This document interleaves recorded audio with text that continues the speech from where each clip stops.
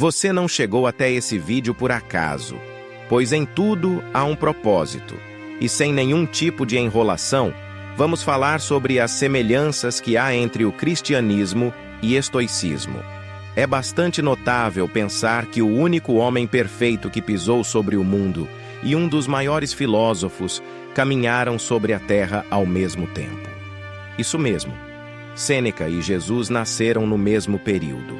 Além disso, eles viveram vidas quase paralelas, apesar de serem separados pela região em que moravam, cultura e posição social. No final das contas, Sêneca e Jesus Cristo encontraram fins muito semelhantes. Ambos foram mortos pelo longo alcance da tirania de um imperador. E ambos viveram muito além de suas mortes. A Bíblia nos afirma que Jesus ressuscitou dos mortos depois de 3 dias. Já Sêneca não teve o mesmo destino. No entanto, ambos, por meio de suas palavras, de seus ensinamentos e de seus escritos, parecem tão vivos para nós quanto pareceriam para as pessoas que viviam naquela época. O que é fascinante também é o quanto seus ensinamentos possuem muitas coisas em comum. Vamos explorar isso com mais detalhes durante o vídeo, mas vamos ver um pequeno exemplo. Sêneca disse: "Você olha para as espinhas dos outros quando você mesmo está coberto por uma massa de feridas."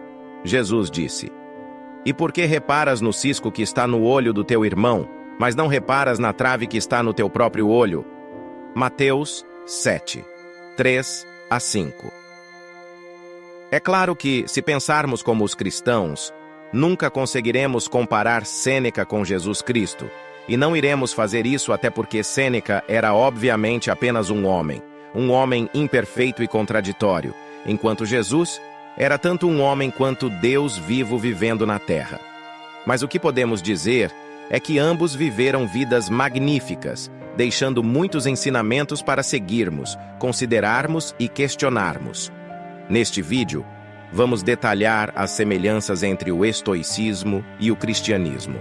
Mas antes, queria pedir que você se inscrevesse e deixasse o like e fique à vontade para assistir este vídeo mais de uma vez para uma melhor experiência. Estoicismo e a expansão do cristianismo.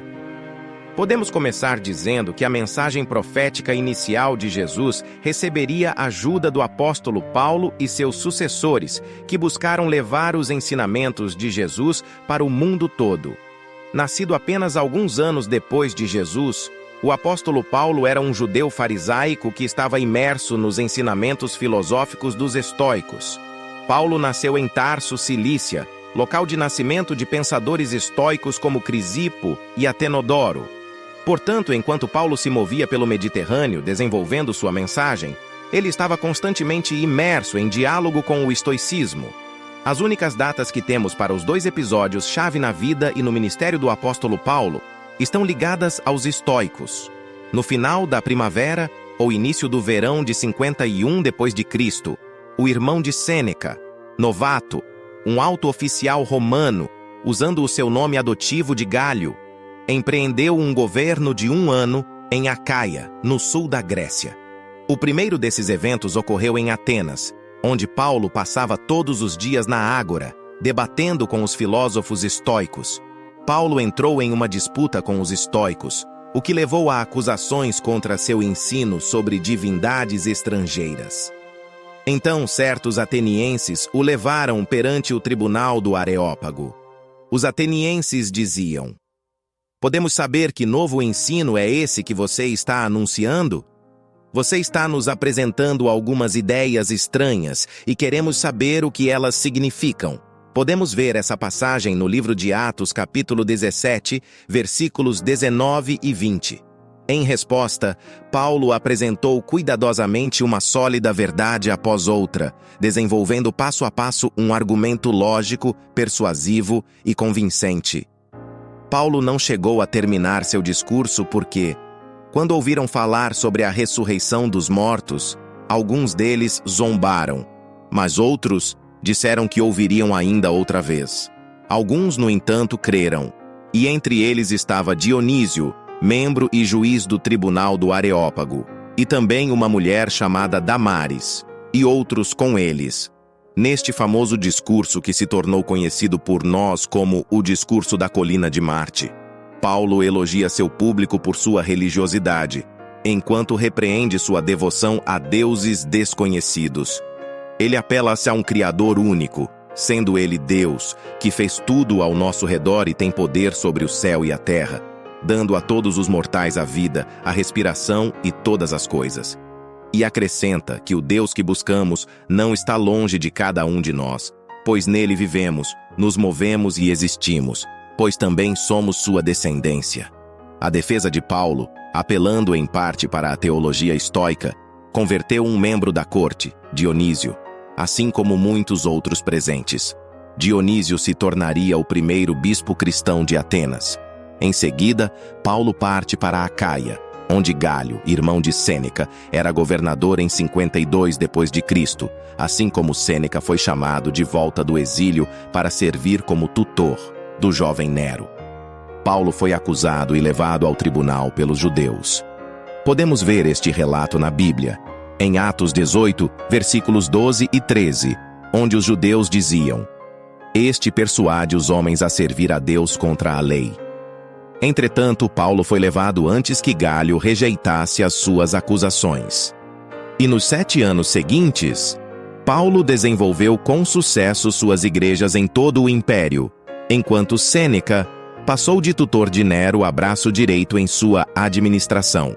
O estoicismo e o cristianismo são compatíveis? Quando Nero se tornou imperador aos 16 anos, Sêneca tornou-se o conselheiro do imperador. Sua primeira tarefa foi escrever os discursos que Nero faria para convencer Roma de que não era totalmente insano dar a uma criança poderes quase divinos sobre milhões de pessoas. Infelizmente, o tempo nos revelou rapidamente que Nero era perturbado e defeituoso. No ano de 64 d.C., um grande incêndio atingiu a cidade de Roma, impulsionado por fortes ventos, destruindo mais de 2/3 da cidade. No entanto, dado que o imperador Nero, aluno de Sêneca, ordenou a decapitação do apóstolo Paulo neste mesmo ano, você pode pensar que o estoicismo e o cristianismo obviamente não são compatíveis.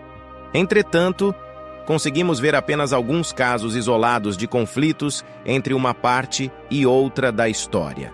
Tais acontecimentos nos fazem pensar que isso talvez só tenha acontecido devido à época em que eles estavam vivendo, uma época de conflitos e guerras por poder.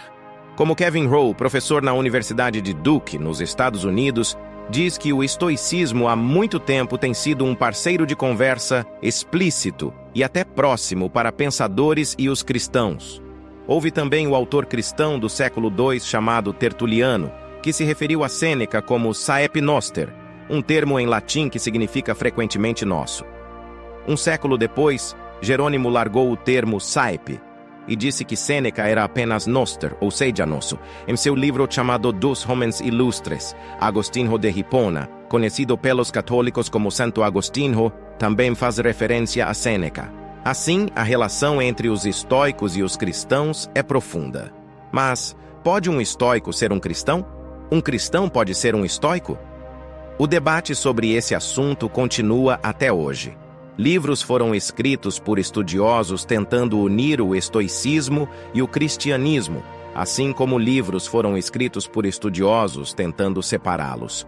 A maioria dos estudiosos parece concordar que é difícil ser um estoico e um cristão ao mesmo tempo, mas eles também concordam que um cristão pode se tornar um cristão melhor lendo os estoicos, e um estoico pode se tornar um estoico melhor lendo a Bíblia. Por exemplo, usando Joseph Dodginson, um professor associado de estudos bíblicos que escreveu vários volumes de trabalho sobre as conexões entre Sêneca e Paulo, ele cita a linha de Sêneca sobre como devemos buscar sabedoria em todas as escolas filosóficas. Professor Dodginson nos diz: "Quanto a mim, creio que Jesus Cristo é o caminho, a verdade e a vida. Admito que sou cético de que alguém possa ser um estoico e um cristão ao mesmo tempo, se levarmos suas crenças centrais a sério. Posso dizer com confiança, no entanto, que Deus usou o que descobri nos estoicos para me tornar uma melhor pessoa e o melhor cristão."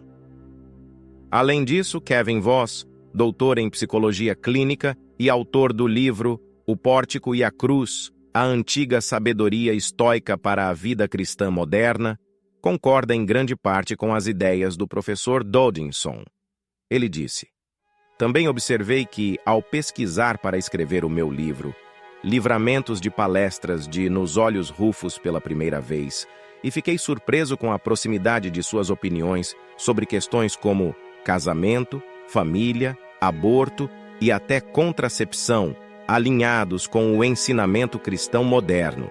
Não pretendo transformar os próprios antigos estoicos em cristãos. Eu acredito que os estoicos oferecem lições valiosas para todas as pessoas, de fé cristã, outras religiões e não crentes. As semelhanças entre o estoicismo e o cristianismo. As semelhanças entre o estoicismo e o cristianismo, por mais únicas que fossem as circunstâncias individuais de Jesus, Sêneca, Paulo, Epíteto e Justino Mártir, em última análise, o estoicismo e o cristianismo têm mais em comum do que podemos imaginar. Nas obras dos estoicos e dos cristãos, encontramos as seguintes lições semelhantes sobre o contentamento. Aprendi a estar contente em qualquer circunstância. Sei o que é passar necessidade e sei o que é ter fartura. Aprendi o segredo de estar contente em toda e qualquer situação, seja bem alimentado ou com fome, vivendo na fartura ou na necessidade. É a atitude, não a circunstância, que deve ser avaliada.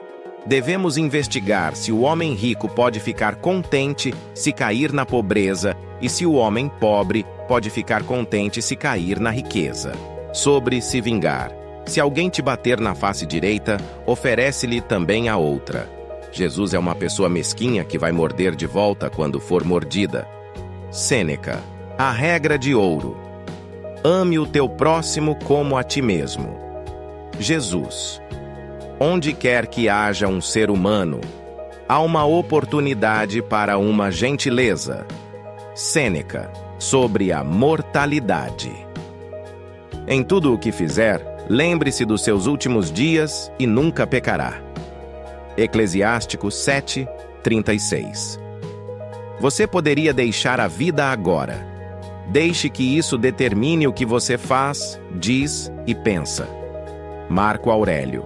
Sobre ansiedade. A ansiedade pesa no coração, mas uma palavra bondosa a anima. Provérbios 12:25. Hoje eu escapei da ansiedade, ou não, eu descartei, porque estava dentro de mim, em minhas próprias percepções, não fora. Marco Aurélio. Sobre o amor. Acima de tudo, continuem em amando uns aos outros sinceramente. Pedro. Ser livre de paixão e ainda assim cheio de amor. Marco Aurélio. Na disciplina. Não ter disciplina parece agradável naquela hora, mas é doloroso mais tarde. Porém, produz uma colheita de justiça e paz para aqueles que foram treinados por ela. Hebreus 12:11. Se você consegue algo bom com muito trabalho, o trabalho passa rapidamente, mas o bem dura.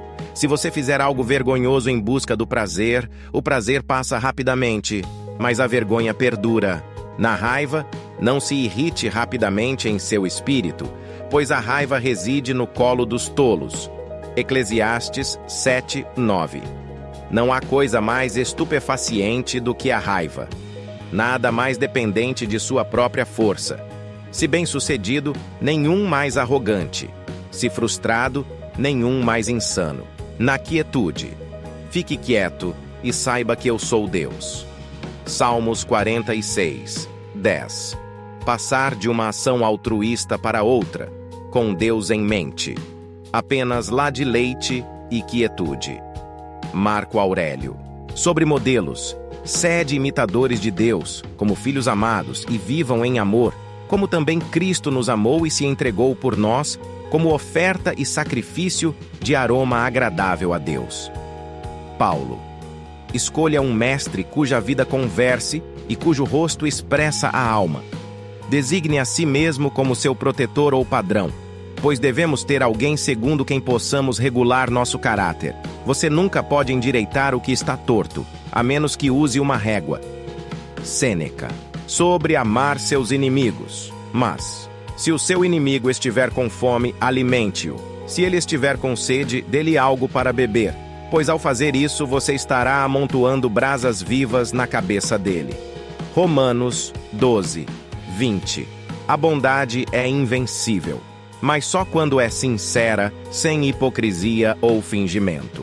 Pois o que pode fazer até mesmo a pessoa mais maliciosa, se você continuar mostrando bondade e se tiver a chance, gentilmente apontar onde ela errou, exatamente como ela está tentando prejudicá-lo.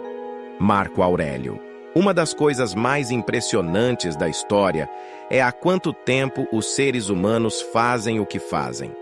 Embora certas atitudes e práticas tenham surgido e desaparecido, o que resta são as pessoas morrendo, amando, lutando, chorando, rindo e, o mais importante, vivendo. Um pequeno tempo que temos de vida. Seja cristãos, estoicos ou, na verdade, pessoas de todas as filosofias e religiões. Todos somos basicamente os mesmos que as pessoas sempre foram no passado e sempre serão no futuro. Muito obrigado e até a próxima.